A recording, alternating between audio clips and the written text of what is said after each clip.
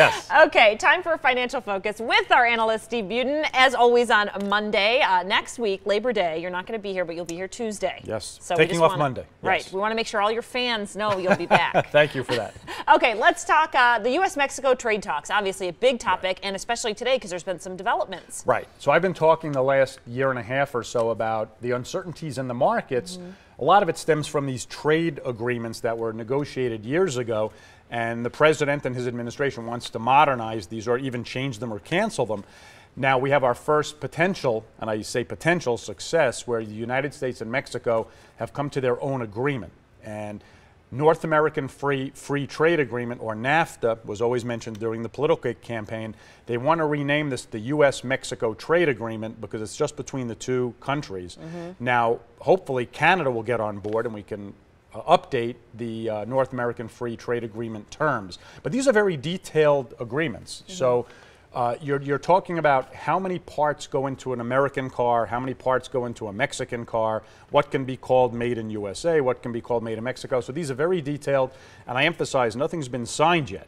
So we'll see how the developments go, but this is a pretty positive development. Okay, yeah. And I know there's still a little bit of a ways to go, and we'll be watching that. So obviously as that develops, there could be some kinks in the road. Yes, always. So, always, yeah. Yes. You never know. All right, well, this is interesting. So if my credit score is decent, it might go up because of some changes, right? Yeah, and I mentioned this 6 months ago. The first phase was 6 months ago. The major credit reporting agencies did some tweaks, which most Americans should have seen their credit scores go up a little bit. Here's the second one.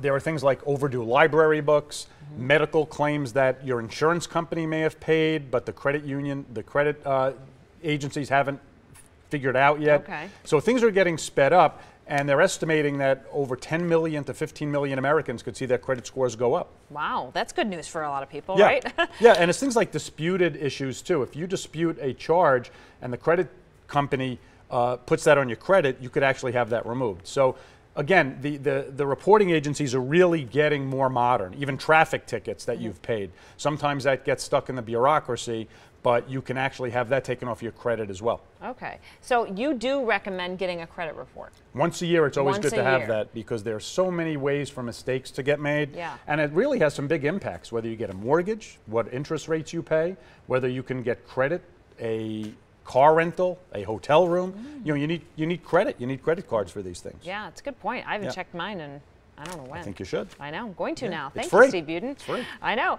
All right. A third of Americans, this is interesting, have less than $10,000 saved up in their savings. Right. So that seems like high. But then I think about friends and family, and I think, yeah, a lot of people live check to check with a very little nest egg on the side. They do. And a lot of this, clearly, incomes haven't risen as much as we would have liked over the last 20 years. But I find it fascinating that depending on anybody's income, a lot of people really will spend what they make. And I've mentioned this before where nowadays it's so easy to get things started automatically through your checking account, through your savings account, through your paycheck at work, that a lot of times if you don't see the money in your account, you don't miss it. Right. So, and a lot of companies will get you started for as little as $1 a day. So when you think about what you spend $1 a day on, we won't mention those things, right? There's so many different things. Sure. It's difficult to see how you can't get started with just a little bit. Seems very simple. You got to at least try, right? You do, and it's a big problem that our society will have to face over the next 15, 20 years as folks move to retirement. Good information. Thanks as always, Steve Budin. Stay with us.